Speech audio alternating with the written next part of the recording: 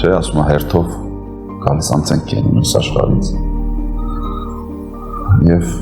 այդպես էլ շատ առողջվածային ամանում է կյանքի իմաստը, որ մեր ինչի համար ենք ծնվել, ինչն էր մեր անելիքը։ Սա հոգևոր առումով